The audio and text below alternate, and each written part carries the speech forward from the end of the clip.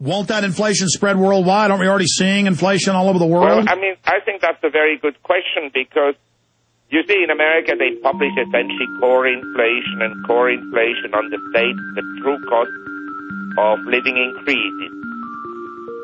Hello? Yes, sir, I'm listening. That's music. Stay right there. We've got a break.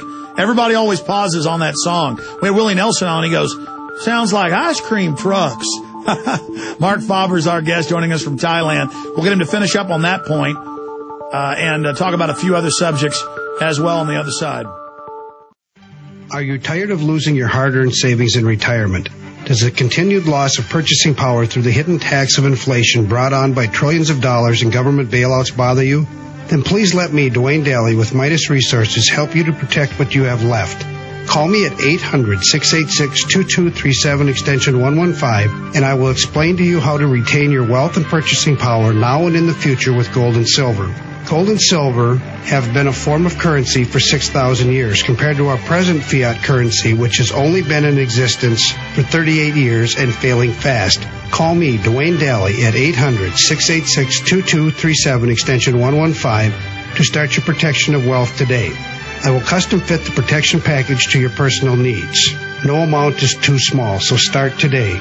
Call Dwayne Daly with Midas Resources at 800-686-2237 extension 115 for your gold and silver protection portfolio. Our guest is also a worldwide bestseller, not just in the United States, but also in Asia. The website's the Gloom Boom Doom Report.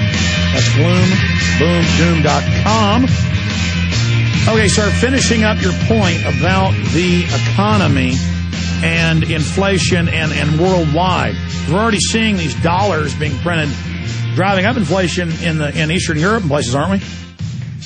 Well, my point is this. Let's say if I traveled 20 years ago to emerging economies, the price level was very low. But after the U.S. began to pile up large trade and current account deficits, which led the current account deficit to grow from $150 billion in 1998 to currently around $800 billion. This $800 billion flowed into the world, and in many countries they inflated the price level, with the result that today, if you stay in a hotel in Sao Paulo or in Shanghai or wherever it is as expensive as in the U.S. So I think that the inflation figures in the USA, by just excluding energy and food prices, do not reflect the true cost of living of a typical household. I don't know whether any of your listeners has insurance premiums that have gone down. They're all going up. Healthcare costs going up. All contributions to the government for garbage collection and so forth and so on, all this is going up. Yeah, all the taxes are going up, and they're telling us we've got low inflation. And, yes, now... Exactly. I mean, it's a joke. It's a total joke. And don't forget, this is the worst economic contraction post-Second World War. In such an economic contraction, prices should come down, but they haven't. So my view is that once the economy picks up, whatever that is, next year or in 5 years or in 10 years, I think there'll be strong inflationary pressures in the system. Yeah, no, absolutely. We've already got serious inflation with 20% unemployment with the real numbers. My God, imagine when it's 5% unemployment.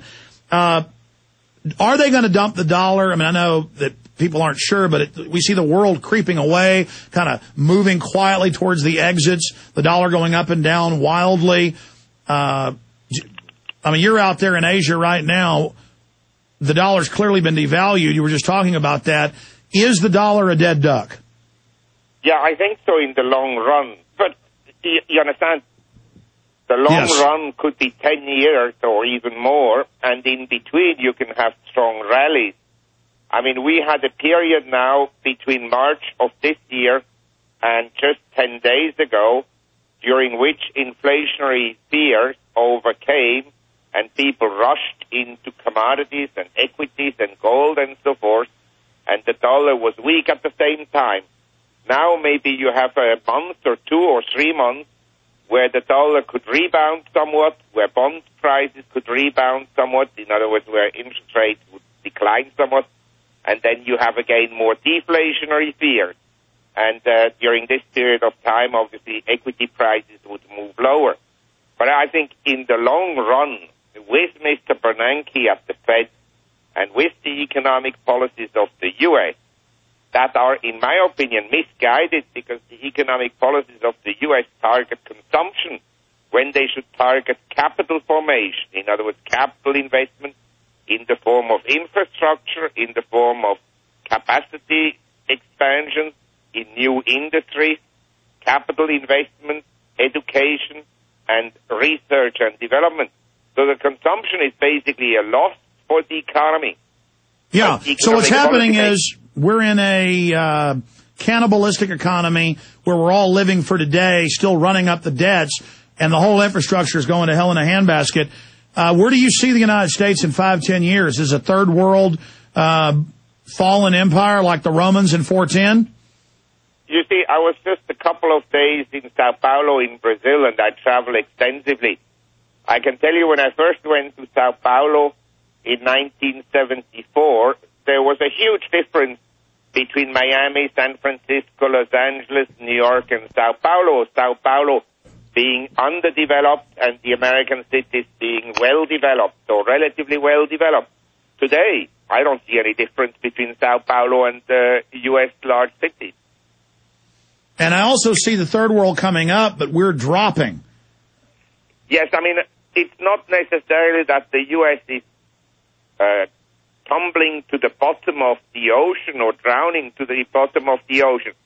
But in the last 20 years, other countries have made huge progress and are now major competitors to the U.S. And so the U.S. and also to some extent Western Europe have stagnated while others have come up. Got it. Marc Faber, thank you so much for joining us. The website's gloomboomdoom.com. Thank you so much for joining us. It's my pleasure. You bet. Take care. Bye. All right, we'll be right back with your phone calls and a lot more. Stay with us. 1-800-259-9231.